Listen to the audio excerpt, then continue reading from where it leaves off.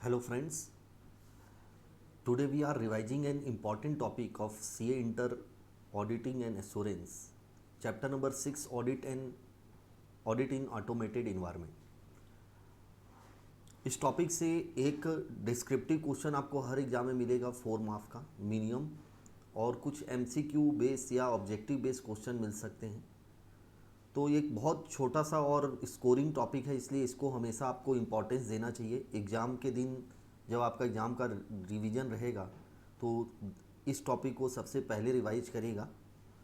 इस टॉपिक को कैसे अपने को इस टॉपिक में अपने को कैसे स्ट्रांग होना है, तो ओवरऑल इस टॉपिक में अपने से इंस्टीट्यूट 12 टाइप के क्वेश्चन पूछ सकती है, 12 टाइप के।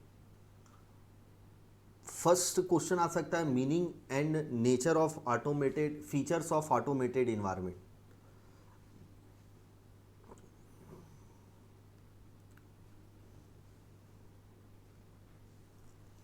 Second is the relevancy of IT in auditing. IT का क्या रेलिवेंसी है ऑडिट अकाउंटिंग में। Relevancy of IT in auditing, auditing में आईटी का क्या relevancy. Fourth concept is understanding of IT environment. Auditor को ऑडिट करने से पहले सबसे पहले आईटी इन्वायरमेंट की अंडरस्टैंडिंग लेनी होगी कि कंपनी कौन सा सॉफ्टवेयर, कौन सा एप्लीकेशन, कौन सा डेटाबेस यूज कर रही है। तो अंडरस्टैंडिंग जिससे ऑडिटर को रिस्क आइडेंटिफाई हो सके कि आईटी से क्या क्या रिस्क अराइज हो सकते हैं। एंड नेक्स्ट कंसेप्ट उसी से रिलेटेड है, risk arise in the internal control system due to the use of IT. IT से क्या क्या रिस्क अराइज हो सकते हैं, इम्पैक्ट क्या पड़ेगा ऑडिट में आईटी रिस्क का। Next concept. नेक्स्ट, अब रिस्क को मिनिमाइज करने के लिए कंपनी बहुत सारे कंट्रोल डिजाइन करेगी। Types of control, there are 3 types of the control. First general IT control, second application IT control, और third is the IT dependent manual controls. Fourth one is the control लगे तो auditor उन control की testing करेगा, ये check करने के लिए कंट्रोल आर ऑपरेटिंग इफेक्टिवली और नॉट। तो टेस्टिंग के क्या क्या मेथड है, अपन 4 मेथड पढ़ते हैं, inquiry, observation, inspection, re performance. And internal financial controls जो auditor and board of director लोग रिपोर्ट करते हैं बोर्ड रिपोर्ट में, और ऑडिटर अपनी ऑडिट रिपोर्ट में रिपोर्ट करता है। डेटा एनालिटिक का कंसेप्ट, दैट मीन्स इसको अपन कैट भी बोलते हैं, computer assisted audit technique. That means auditor का ये टूल्स है जिससे ऑडिटर बहुत सारी ऑडिटिंग टूल्स, इस टूल्स का यूज करके ऑडिटर बहुत सारे डेटा में एनालिसिस कर सकता है। बहुत सारे टर्म्स मीनिंग पढ़ेंगे वर्ड की, ग्लॉसरी, एंड एक दो ठो मिसलेनियस टॉपिक है, 1 2। तो ये ओवरऑल आपको 12 कंसेप्ट कवर करने हैं इस टॉपिक में, और मैंने हर टॉपिक का आपको न्यूमेनिक बना दिया है। तो आप एकदम इजी वे में हर टॉपिक को 3-4 बार अगर न्यूमेनिक आपने केवल कर लिया तो आप इस टॉपिक में स्ट्रॉन्ग होल्ड कर सकते हैं और फुल स्कोर कर सकते हैं एग्जाम में। तो सबसे पहले आते हैं, first concept is the meaning and features of automated environment. जब भी अगर क्वेश्चन आता है ऑटोमेटेड इन्वायरमेंट क्या होता है, तो automated environment is a business environment where the process, operation, accounting and decision, 4 चीजें, process, operation, accounting as well as decision भी। लाइक डिसीजन का मतलब लाइक हमें इस कस्टमर को क्रेडिट में गुड सेल करना चाहिए कि नहीं, ये भी डिसीजन भी are being carried out by using the computer system. मतलब पूरा ऑपरेशन, पूरा बिजनेस, पूरा प्रोसेस, पूरे अकाउंटिंग और इवन डिसीजन मेकिंग भी सिस्टम के द्वारा किए जाते हैं, जिसको अपन इंफॉर्मेशन सिस्टम भी और आईटी सिस्टम भी बोलते हैं। Fundamental principle of automated environment is ability to carry out business with less manual intervene and more system driven. मतलब फंडामेंटल प्रिंसिपल है कि अगर ऑटोमेटेड इन्वायरमेंट में बिजनेस करना है तो उसमें आपको ह्यूमन इन्वॉल्वमेंट, ह्यूमन इंटरफियरेंस कम रहेगा, सिस्टम ड्रिवन यानी कि सिस्टम का ज़्यादा यूज किया जाएगा। And complexity of the business environment depend upon the level of automation. If the business environment is more automated, हर जगह सिस्टम यूज हो रहा है, तो बिजनेस को बहुत कॉम्प्लेक्स माना जाएगा, it is likely to be more complex. अब फीचर्स क्या है, इसके न्यूमेरिक पहले नोट कर लीजिएगा। इसका न्यूमेरिक आपको कीवर्ड याद रखना है, Faf du Plessis. South African cricketer था, बहुत फेमस, अभी भी है, फैफ डुप्लेसिस। एफ का मतलब है फास्टर बिजनेस ऑपरेशन। ए का मतलब accuracy in data processing and computation. फिर एफ का एक और पॉइंट है, थर्ड, फास्टर डेटा प्रोसेसिंग। तो first faster business operation, business बहुत जल्दी वे में कंप्लीट किया जा सकता है। ए का मतलब accuracy in data processing as well as the computation. F का मतलब फास्टर डेटा प्रोसेसिंग। फिर पी का मतलब process large volume of data, large volume of data को एक साथ प्रोसेस किया जा सकता है। यहाँ डी साइलेंट है, ध्यान रखिएगा। एल का मतलब है लेटेस्ट इंफॉर्मेशन, आपको हमेशा लेटेस्ट, ये हमारा कितनी सेल हो गई, हमारी कितनी प्रॉफिट हो रही है अभी तक की, आपको लेटेस्ट इंफॉर्मेशन सिस्टम प्रोवाइड करता है। तो provide the latest information. Less human error, क्योंकि ह्यूमन इन्वॉल्वमेंट कम होता है तो एरर होने के चांसेस कम होते हैं। बेटर सिक्योरिटी एंड कंट्रोल, आप बहुत अच्छी सिक्योरिटी पासवर्ड का यूज करके आईटी सिक्योरिटी को इंक्रीज कर सकते हैं। Better security and control. Next, integration between the, आप हर बिजनेस ऑपरेशन को एक दूसरे के साथ जोड़ सकते हैं। प्रोडक्शन, सेल, इन्वेंट्री सभी को एक साथ, कस्टमर मैनेजमेंट आप इंटीग्रेट कर सकते हैं। And last one is the system connectivity and the network capability, मतलब आप बहुत सारे सिस्टम को एक साथ कनेक्ट करके आप ग्लोबली बिजनेस कर सकते हैं, ग्लोबली ट्रांजेक्शन कर सकते हैं। तो system connectivity and the network capability, तो ये 8-9 फीचर आपको याद रखने होंगे। कैसे, फिर से एक बार शॉर्ट फॉर्म में। एफ का मतलब faster business operation, accuracy in the data processing. F का मतलब faster data processing.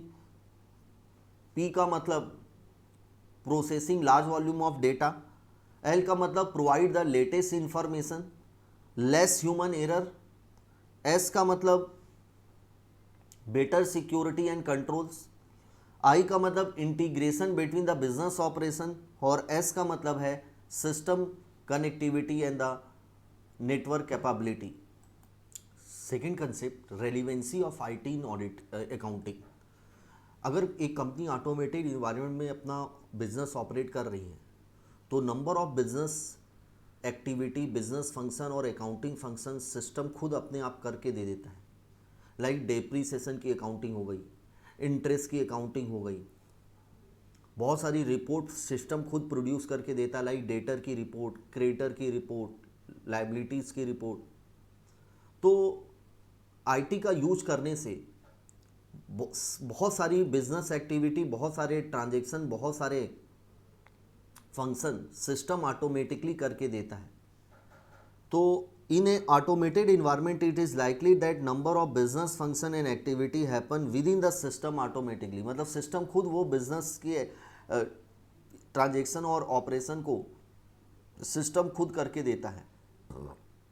For example क्या क्या, इसके लिए 5 मीनिंग याद रखिएगा। ए बी सी योर, फिर से बोलिए सभी लोग, ए बी सी योर। ए का मतलब अकाउंटिंग एंट्री पोस्टिंग ऑटोमेटिकली हो जाती है, केवल आपको जर्नल एंट्री ट्रांजैक्शन एंटर करना होता है। जर्नल एंट्री और पोस्टिंग जो है लेजर में ऑटोमेटिकली हो जाती है। तो accounting entry are posted automatically. Second, business policies and the procedure including internal control system are applied automatically, यानी कि सिस्टम ही पॉलिसी एंड प्रोसीजर जो है सिस्टम में डिजाइन कर दिए जाते हैं, सिस्टम के द्वारा एग्जीक्यूट किए जाते हैं। तो business policy and procedure including internal control are apply automatically. Computation and calculation are automatically carried out, like depreciation, interest, ये सभी ऑटोमेटिकली किए जाते हैं सिस्टम के द्वारा। User access and security, U का मतलब user access and securities are control by assigning system role to the user, यानी कि कौन यूजर किस क्या क्या चीज असेस कर सकता है, सिक्योरिटीज को कंट्रोल किया जाता है by assigning the system role to the user. और किस यूजर का क्या क्या रोल रहेगा वो असाइन कर दिया जाता है, जिससे कि हम यूजर असेस और सिक्योरिटी को कंट्रोल कर सकते हैं। तो user access and security are control by assigning the system role to the user. And last is the report use by the business, use in the produce by the system, and management and other stakeholder can rely on these report. तो बेटा ए का मतलब accounting entry posting, B का मतलब business policy, सी का मतलब calculation computation, U का मतलब user access and security control, and R का मतलब है कि रिपोर्ट सिस्टम के द्वारा प्रोड्यूस की जाती है जिसमें कि मैनेजमेंट और स्टेक होल्डर कैन रिलाय। तो ये 5 वर्ड से आपको याद रखना है कि relevancy of IT in the accounting, यानी कि आईटी आने के बाद बहुत सारे बिजनेस फंक्शन सिस्टम खुद ऑटोमेटिकली परफॉर्म करके देता है। Third question is relevancy of IT in auditing. In automated environment upon traditional substantive procedure perform करना डिफिकल्ट है, इवन नॉट फिजिबल। सब्सटेंटिव मतलब वाउचिंग करना, वेरिफिकेशन करना, मतलब जो पहले फिजिकल बुक्स होती थी उसको अपन टैली चेक करते थे, वो करना पॉसिबल नहीं है, क्योंकि कंपनी अब पूरे रिकॉर्ड जो है वो बिजनेस, कंपनी के पूरे सिस्टम जो है, कंपनी के पूरे एक्टिविटी जो है, बिजनेस फंक्शन जो है और रिकॉर्ड्स भी जो है वो आईटी सिस्टम के द्वारा किए जाते हैं। इसलिए आईटी का इंपॉर्टेंट रोल है इन द ऑडिट में।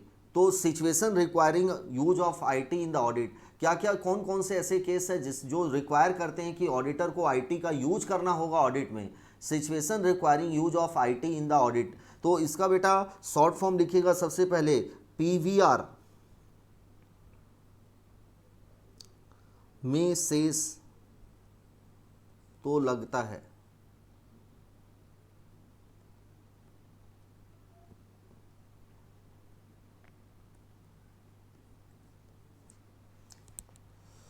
पीवीआर में शेष लगता है। सबसे पहले पी का मतलब है कंपनी पॉलिसीज।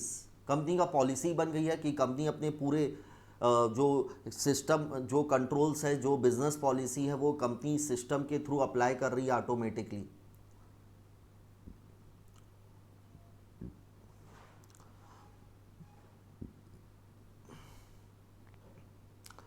वी का मतलब है high volume of transaction. R का मतलब है regulatory requirement, like IT act की रिक्वायरमेंट है।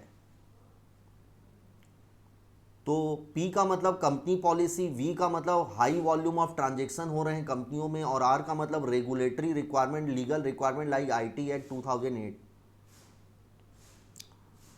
फिर सी का मतलब बेटा increase complexity of business transaction, like company multiple system का यूज कर रही है, कंपनी नेटवर्क ऑफ सिस्टम में पूरे नेटवर्किंग कर रही है, जिससे कि कंपनी के बिजनेस ट्रांजैक्शन कॉम्प्लेक्स होते जा रहे हैं, तो इसलिए आईटी का इंपॉर्टेंट रोल है। तो सी का मतलब complexity of the business transaction. E का मतलब एफिशिएंसी एंड इफेक्टिवनेस, हमको ऑडिट की एफिशिएंसी और इफेक्टिवनेस को इंक्रीज करना है। एस का मतलब increase use of system, company बहुत ज़्यादा अब एप्लीकेशन सिस्टम का यूज कर रही है, सॉफ्टवेयर का यूज कर रही है, लाइक ईआरपी का यूज करना। Next require by standard of auditing, S का मतलब standard on auditing, requirement of SA. और लास्ट एच का मतलब है बेटा high technology of business, company का बिजनेस हाई टेक्नोलॉजी बेस है, और लाइक टेलीकॉम कंपनियां हो गई, ई कॉमर्स कंपनियां हो गई, पूरी टेक्नोलॉजी बेस्ड बिजनेस होते हैं। तो ये सभी रीजन है जिसकी वजह से आईटी का बहुत इंपॉर्टेंट यूज है इन द ऑडिट में, उसके बिना ऑडिट करना पॉसिबल नहीं होगा। तो पी का मतलब बेटा कंपनी पॉलिसी, वी का मतलब हाई वॉल्यूम ऑफ ट्रांजैक्शन हो रहे हैं कंपनी में, आर का मतलब रेगुलेटरी रिक्वायरमेंट, सी का मतलब है complexity of the business transaction, E का मतलब है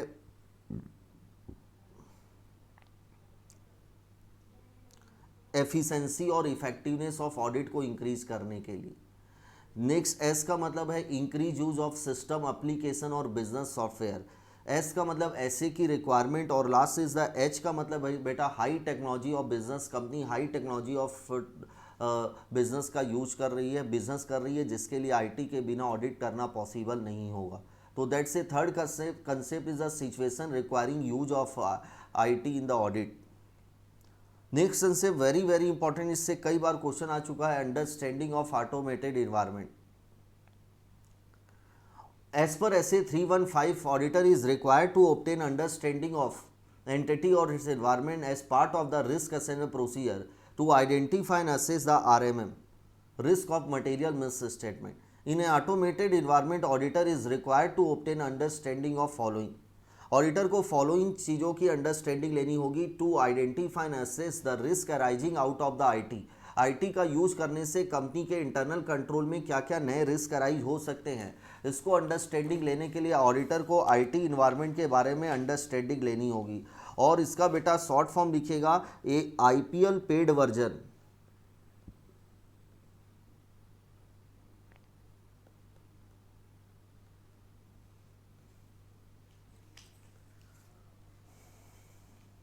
ए आईपीएल पेड वर्जन।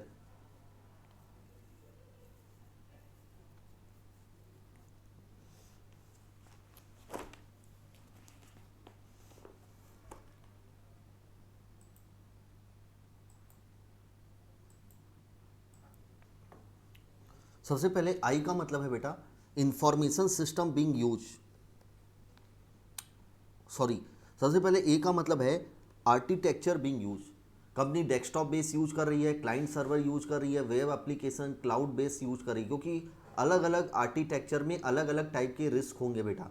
तो ऑडिटर को अंडरस्टैंडिंग लेना होगा कि कंपनी कौन सा आर्किटेक्चर यूज कर रही है। डेस्कटॉप बेस है तो सेफ रहेगा बेटा, रिस्क कम रहेगा। क्लाइंट सर्वर है, रिस्क बढ़ते जाएगा। तो कौन सा आर्किटेक्चर यूज कर रही है। Second is the information system being use, company कौन सा एप्लीकेशन कौन सा प्रोग्राम यूज कर रही है, सैप यूज कर रही है, ईआरपी यूज कर रही है। तो एप्लीकेशन और सिस्टम बीइंग यूज, आई का मतलब। पी का मतलब पर्पज क्या है बेटा, किस पर्पज के लिए कंपनी सॉफ्टवेयर, फाइनेंशियल मैटर के लिए, नॉन फाइनेंशियल मैटर लाइक केवल प्रोडक्शन को रिकॉर्ड करने के लिए कंपनी सॉफ्टवेयर यूज कर रही है, या पूरे डेटा एंट्री के लिए कंपनी यूज कर रही है। तो किस पर्पज के लिए यूज कर रही है, ऑडिटर को अंडरस्टैंडिंग लेना है। पी का मतलब पर्पज। एल का मतलब लोकेशन ऑफ आईटी सिस्टम, क्या लोकल है कि ग्लोबल है बेटा। लोकेशन क्या है आईटी सिस्टम का, कंपनी उसका यूज अक्रॉस द वर्ल्ड कर रही है कि केवल विद इन द इंडिया कर रही है। तो लोकल है कि वर्सेस ग्लोबल है, और लोकेशन क्या है आईटी सिस्टम का।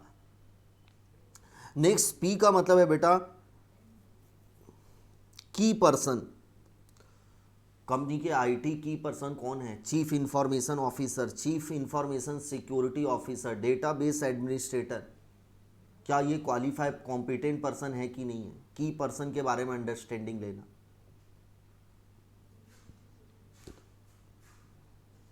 ए का मतलब एक्टिविटी आउटसोर्स, कंपनी ने कौन कौन सी एक्टिविटी दूसरे कंपनी को आउटसोर्स की है।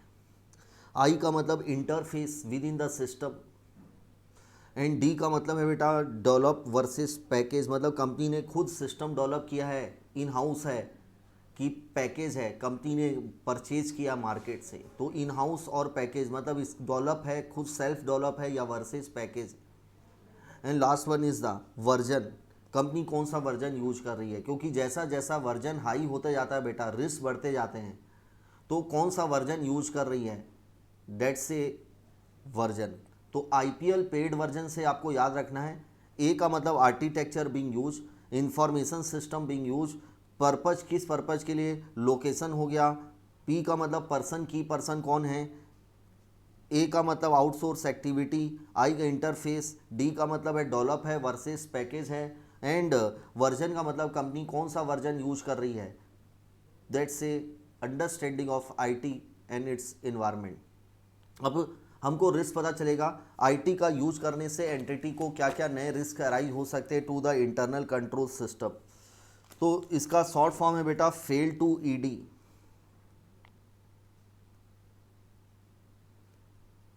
फेल, एग्जीक्यूटिव डायरेक्टर फेल हो गया, कंपनी का एग्जीक्यूटिव डायरेक्टर जो है वो फेल हो गया बेटा।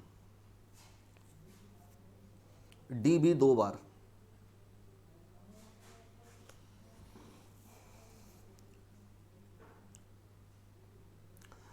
फर्स्ट इज द एफ का मतलब है बेटा failure to change in the data, failure to change in the system और programme.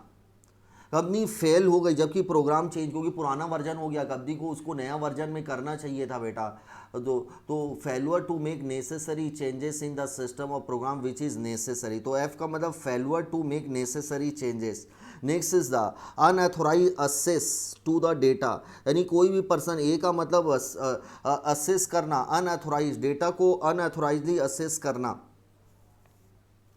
Inaccurate processing of data, I का मतलब inaccurate processing of data, data की गलत प्रोसेसिंग हो रही है, inaccurate processing of data.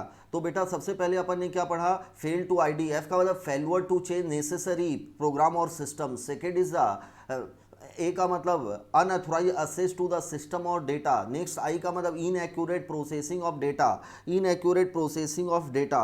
F L का मतलब lack of segregation of duty, lack of segregation of duty, lack of segregation of duty. That means IT के जो एम्प्लॉई हैं कैन गेन असेस, क्योंकि उनको पता है कैसे सिस्टम के पासवर्ड को चेंज किया जा सकता है, हैक किया जा सकता है। तो आईटी के एम्प्लॉय अपनी अथॉरिटी के बियॉन्ड सिस्टम को असेस कर सकते हैं। Next one is the L का मतलब lack of segregation of duty. Next L दो बार है, loss of data, loss of data और अनअवेलेबिलिटी ऑफ डेटा। नेक्स्ट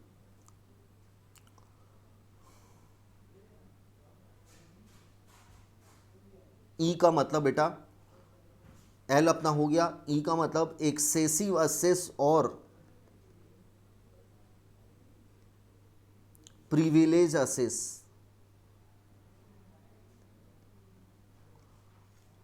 ये भी वही है कि अनऑथराइज असेस करना बेटा, एक्सेसिव असेस करना सिस्टम को, ई।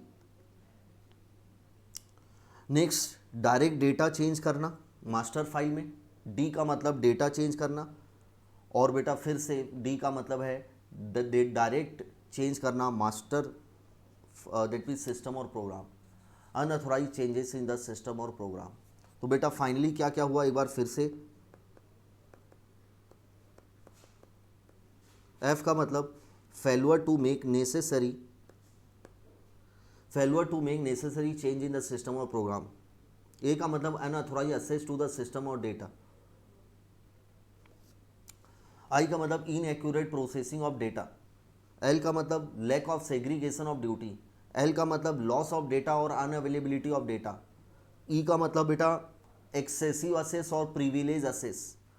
डी का मतलब डायरेक्ट डेटा चेंज करना इन द मास्टर फाइल में। और डी का मतलब है डायरेक्ट चेंज करना सिस्टम और अनऑथराइज चेंज करना सिस्टम और प्रोग्राम को। तो that's a risk arising due to the use of the IT. अब इसके बाद नेक्स्ट सेंस है बेटा कि रिस्क अराइज होने से इम्पैक्ट क्या होगा, impact of the IT related risk. तो बेटा तीन जगह इम्पैक्ट होगा, पहला सब्सटेंटिव ऑडिट में, सेकेंड कंट्रोल्स में और तीसरा रिपोर्टिंग में।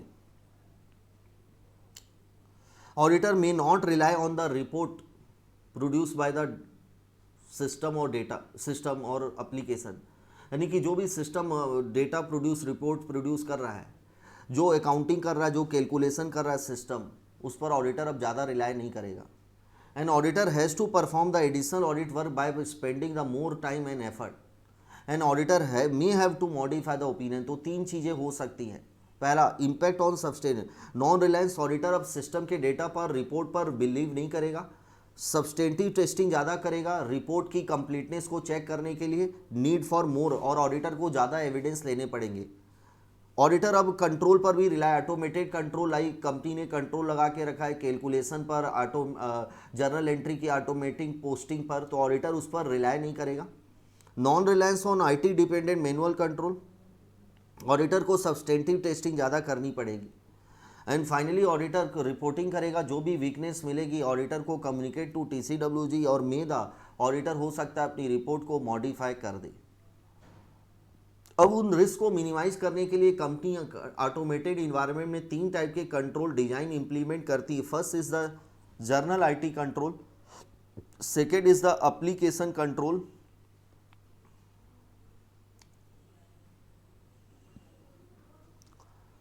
And third one is the IT dependent manual control. तो बेटा तीन टाइप के कंट्रोल होंगे, journal IT control, application IT control and IT dependent manual control.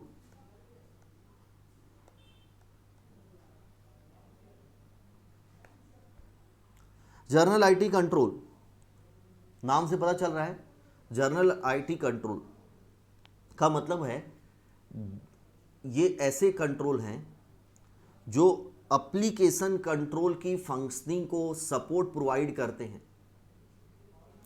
ये इनडायरेक्ट कंट्रोल होते हैं, परवेसिव नेचर के कंट्रोल होते हैं, लाइक प्रोग्राम चेंज पर कंट्रोल लगाना, असेस सिक्योरिटी पर कंट्रोल लगाना, पासवर्ड देना कि कोई अनऑथोराइज पर्सन सिस्टम को डेटा को असेस ना कर सके, इन सभी को अपन बोलेंगे journal IT control.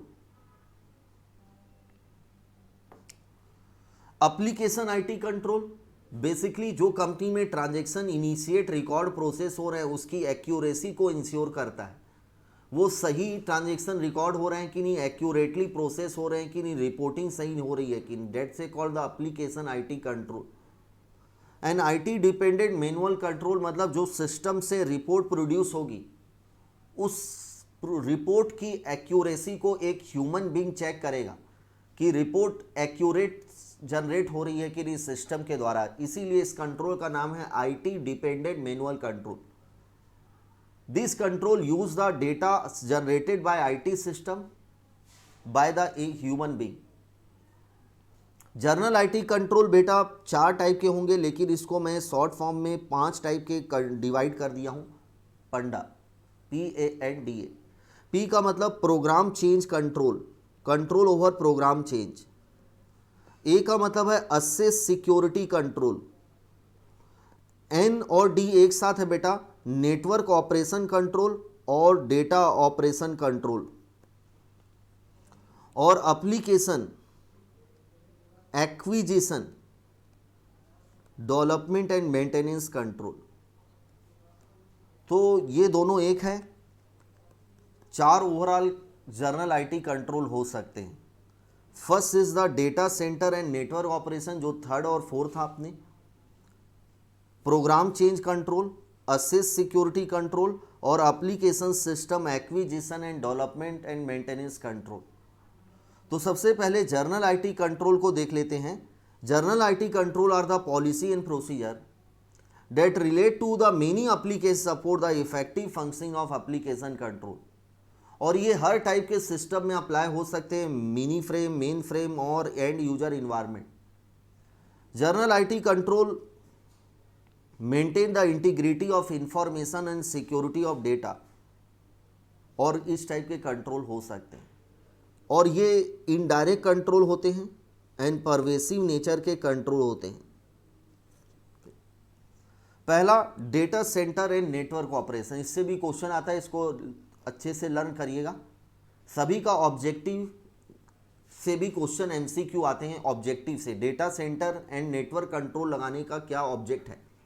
To ensure that, production का मतलब यहाँ पर है कि कंप्यूटर का जो ऑपरेशन है, प्रोडक्शन का मतलब operation, production system are process to meet the financial reporting objective, मतलब कंप्यूटर का ऑपरेशन इस मैनर में चल रहा है जिससे कि फाइनेंशियल रिपोर्टिंग का जो ऑब्जेक्ट है वो अचीव हो रहा है।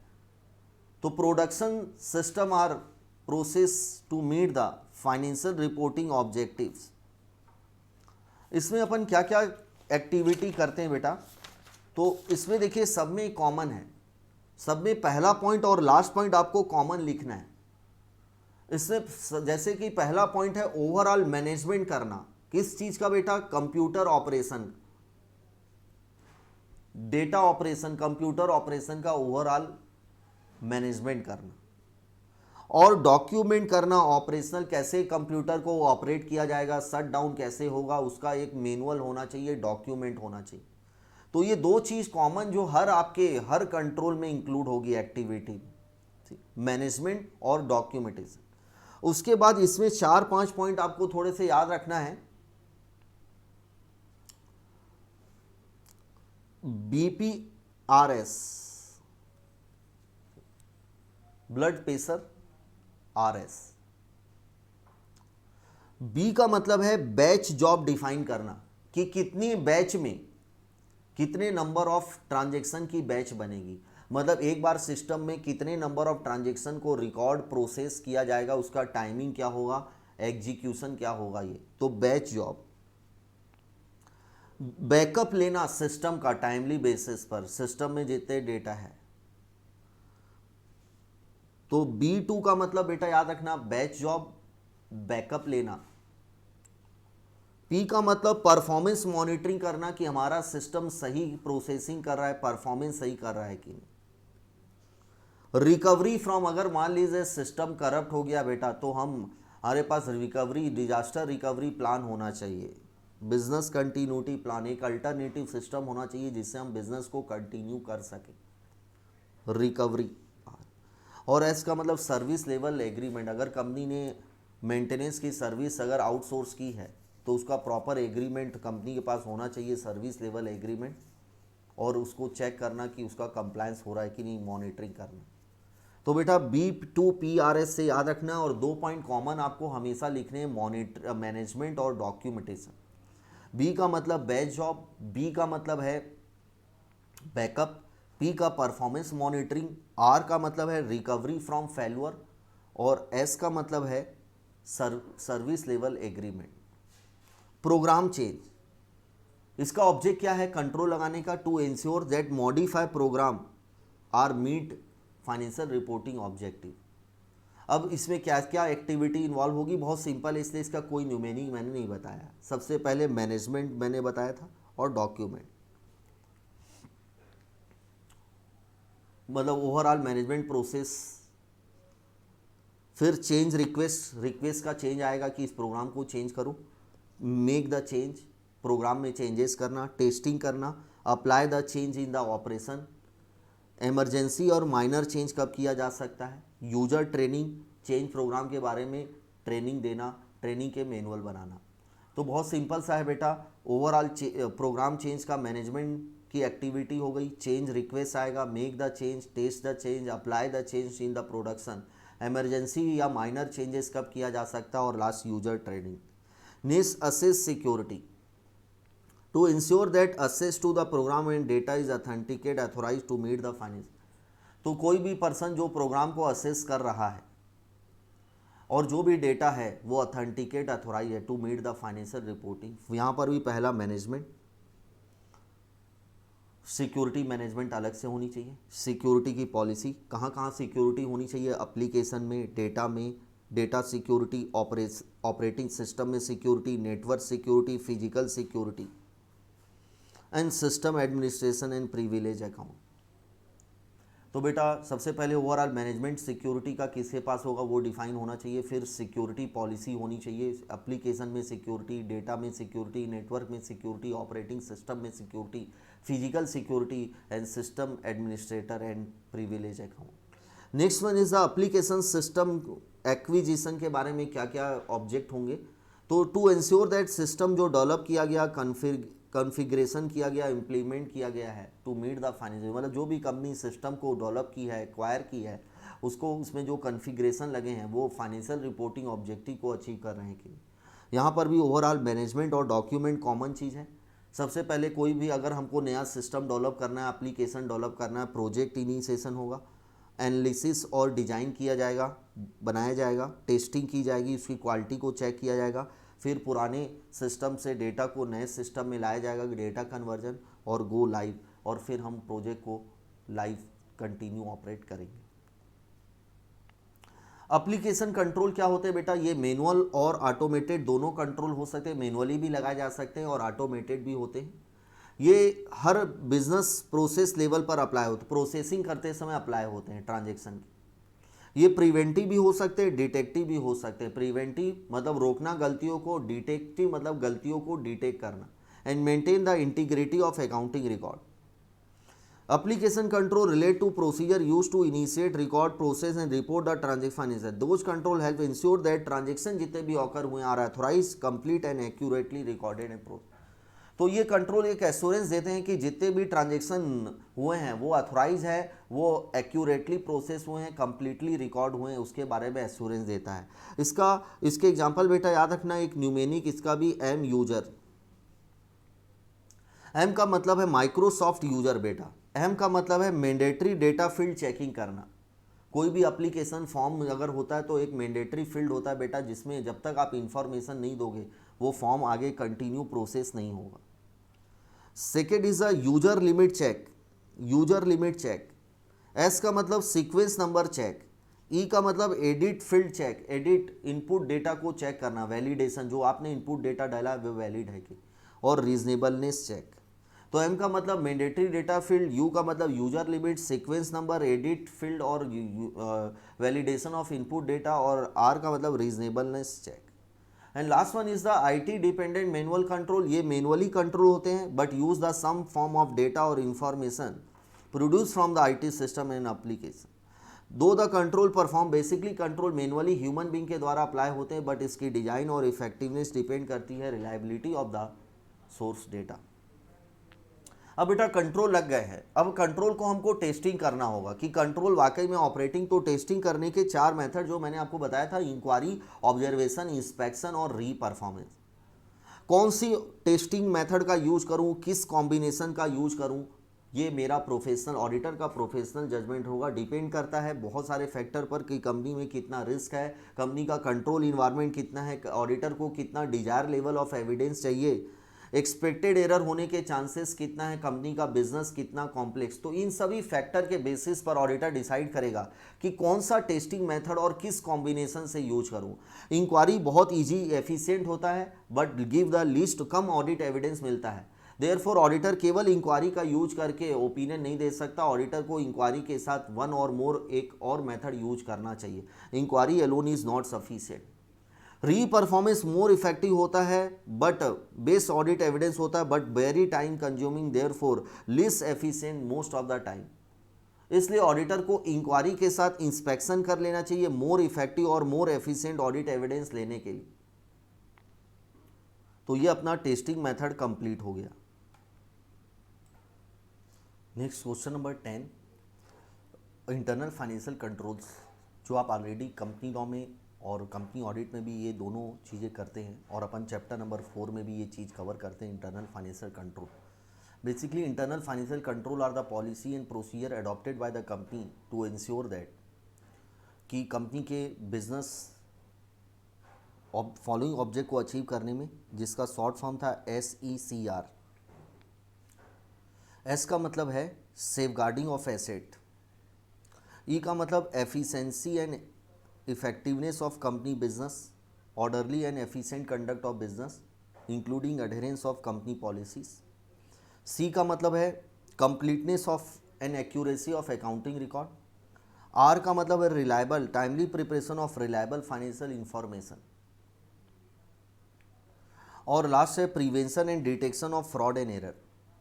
तो बेटा इंटरनल फाइनेंशियल कंट्रोल लगाने के 5 ऑब्जेक्ट होते हैं। पहला ऑब्जेक्ट इज सेफगार्डिंग, हमारी एसेट सेफगार्ड रहे। दूसरा efficient and the orderly conduct of business, completeness of accounting record, accuracy and completeness, reliability of the financial information, timely preparation, and last one is the prevention and detection of fraud and error. 134 में listed कंपनियों के director responsibility statement में director लोग एक statement देते हैं कि company ने इंटरनल फाइनेंशियल कंट्रोल की पॉलिसी लेट डाउन की है और वो कंट्रोल एडवोकेट है, ऑपरेटिंग इफेक्टिवली है। 143 ऑडिटर अपनी ऑडिट रिपोर्ट में रिपोर्ट करता है कि कंपनी के यहाँ internal financial control with respect to financial statement in place है और ऑपरेटिंग इफेक्टिवली है। बट ये कुछ कंपनियों में रिपोर्ट नहीं होता। 1% small company and company having the turnover of less than 50 crore and borrowing from bank, financial institution और other body corporate is less than 25 crore. Audit committee को राइट है कि वो इंटरनल कंट्रोल के बारे में एडवोकेसी कंट्रोल कमेंट मंगा सकती है इंटरनल ऑडिटर, स्टैट्यूटरी ऑडिटर से। शेड्यूल 4 जो है वो इंडिपेंडेंट डायरेक्टर के बारे में, जिसमें इंडिपेंडेंट डायरेक्टर की ड्यूटी दी गई है कि उसको इंश्योर करना है कि कंपनी का फाइनेंशियल कंट्रोल सिस्टम और रिस्क मैनेजमेंट रोबूस्ट स्ट्रांग है कि नहीं, डिफेंसिबल है कि नहीं।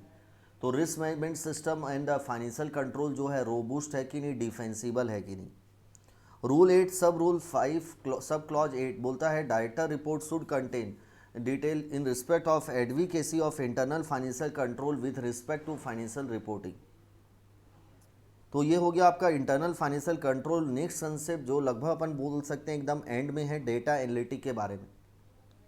डेटा एनालिटिक बेसिकली एक एनालिटिकल प्रोसेस होती है जिसमें मीनिंगफुल इंफॉर्मेशन को ऑडिटर जनरेट प्रिपेयर करता है from using the raw system of data by using the process tools and technique. यानी मीनिंगफुल इंफॉर्मेशन जनरेट करना by using the raw system of raw data से, by using the tools, techniques and procedures.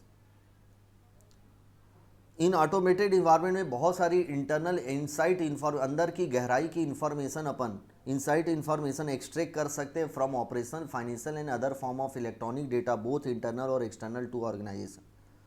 जो data हम extract करते हैं वो useful होता है MIS रिपोर्ट मैनेजमेंट के लिए, मैनेजमेंट को रिपोर्ट देने के लिए। जो डेटा एनालिटिक टेक्निक होती है उसे अपन कैट भी बोलते हैं, computer assisted audit technique. Data analytic के एग्जांपल हो गए like spreadsheet, like MS Excel बेटा, और स्पेशलाइज बहुत सारे ऑडिट टूल भी बनाए गए हैं लाइक आइडिया हो गया, ACL ऑडिट कमांड लैंग्वेज, ये सभी स्पेशलाइज ऑडिट टूल है। इन सभी का use as a data analytic के रूप में एनालिसिस करने में किया जाता है। अब इसका यूज वेरी वेरी इंपॉर्टेंट है कि डेटा एनालिटिक का यूज कहाँ कहाँ किया जाता है, इसका भी एक न्यूमेनिक याद रखिएगा। C2 कार सब में दो दो बार लगेगा, C2 A2 R2 car. C का मतलब है चेक करना, कंप्लीटनेस ऑफ डेटा, और C का सेकेंड मन है इवैल्यूएशन ऑफ की कंट्रोल कितना डेफिशिएंसी है। ए का मतलब है ऑडिट सैंपल सेलेक्ट करने में, अगर हम रैंडम सैम्पलिंग का यूज कर रहे हैं, और ए का मतलब एनालिसिस ऑफ जर्नल एंट्री में। और बेटा R का मतलब है रिकम्प्यूटेशन करने में बैलेंसेस को, और री performance of mathematical calculation like depreciation, bank interest. तो C2 A2 R2 याद रखिएगा। C का मतलब है बेटा कंप्लीटनेस ऑफ डेटा को चेक करने के लिए, C का मतलब कंट्रोल डेफिशिएंसी को इवैल्यूएट करने के लिए, A का मतलब एनालिसिस करना फ्रॉड रिस्क की, A का मतलब है कि ऑडिट सैंपल सेलेक्ट करने के लिए, R का मतलब रिकम्प्यूटेशन और री परफॉर्मेंस। अब स्टेप जब अपन यूज करते हैं तो क्या क्या स्टेप फॉलो करते हैं डेटा एनालिटिक में। अब कंपनी के डेटा अलग से सॉफ्टवेयर में होंगे और हम MS एक्सेल में डेटा एनालिटिक का यूज करना चाहते हैं या ACL या अदर टूल्स का यूज करना चाहते हैं, तो सबसे पहले ऑडिटर को अंडरस्टैंडिंग लेनी होगी business environment, IT environment, company कौन सा सॉफ्टवेयर, कौन सा डेटा का वर्जन, कैसा कौन सा वर्जन यूज, कौन सा एप्लीकेशन यूज कर रही है। फिर अपना ऑब्जेक्ट कि आप डेटा एनालिटिक क्यों परफॉर्म कर रहे हो, ऑब्जेक्टिव डिफाइन करो, criteria against which subject matter to be evaluated, मतलब बेसिक बेंचमार्क डिसाइड करो कि मैं किसके अगेंस्ट में कंपेयर करूंगा कंपनी के डेटा को, क्राइटेरिया डिटरमाइन करो। फिर सोर्स फॉर्मेट ऑफ डेटा देखो, कंपनी के डेटा किस फॉर्मेट में, उस फॉर्मेट के डेटा को एक्सट्रैक्ट करना है, कन्वर्ट करना है अपने फॉर्मेट लाइक एक्सेल में कन्वर्ट करो, क्योंकि हम अगर MS एक्सेल सीट का यूज कर रहे हैं तो। फिर कन्वर्ट होने के बाद देखो कि सही कन्वर्जन, कंप्लीट डेटा कन्वर्ट हुए कि नहीं, verify completeness validity of extracted. अब जो डेटा फाइनली आ गए मेरे पास कन्वर्टेड फॉर्म में, अब उसमें मैं कंपेरिजन करूंगा, that means apply the criteria on extracted data, और फिर देखूंगा क्या रिजल्ट आया, वैलिडेट कन्फर्म, और फिर उसको डॉक्यूमेंट करके रिपोर्टिंग करूंगा।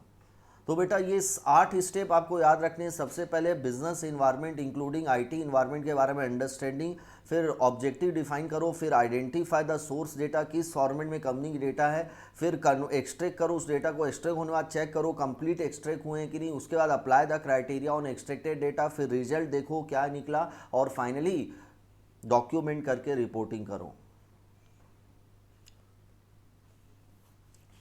अब अपना नेक्स्ट कंसेप्ट, लास्ट कंसेप्ट आता है कुछ इंपॉर्टेंट ग्रॉसरी जो एग्जाम में पूछी जाती है। एप्लीकेशन को टिक कर लीजिए। एप्लीकेशन का मतलब होता है computer software program that provide a medium of recording, storage and retrieval of business operation और ट्रांजेक्शन इन इलेक्ट्रॉनिक, रिकॉर्ड करने के लिए, स्टोरेज करने और रिट्राइव करने के लिए बिजनेस ऑपरेशनल ट्रांजेक्शन और इन द इलेक्ट्रॉनिक फॉर्मेट, इसके लिए यूज किया जाता है। तो एक सॉफ्टवेयर है कंप्यूटर सॉफ्टवेयर। नेक्स्ट इंपॉर्टेंट करिए ऑटोमेटेड। ऑटोमेटेड का मतलब ए टास्क और activity that is routinely perform by computer system, does not require manual effort. Next very important, computer assisted audit technique are the collection of computer based tool and they are use in the audit for analysis the data in the electronic form to obtain the audit evidence. Data analytic का मतलब अपन पढ़ चुके हैं अभी, combination of tools and which are use to wash the tape the volume of data to obtain meaningful information, मतलब raw data से meaningful information extract करना। Data processing refer to systematic recording, storage, retrieval, modification and transformation of the electronic data using the information system. Database very important है, logical sub system within a large information system where electronic data is store in a pre defined form and retrieve for future use. Next general IT control अपन कर चुके हैं। Risk को mitigate करने के लिए control rise होता है।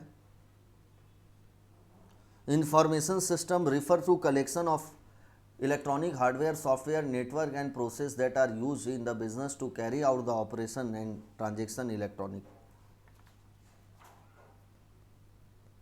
प्रिविलेज असेस को टिक करिए, इंपॉर्टेंट है। नेक्स्ट पेज में type of super user access to information system that enforce less और no limit on using that system. मतलब सुपर यूजर का मतलब जिसके पास कोई लिमिट नहीं है सिस्टम को यूज करने के लिए। तो ये कुछ इंपॉर्टेंट ग्लॉसरी थे।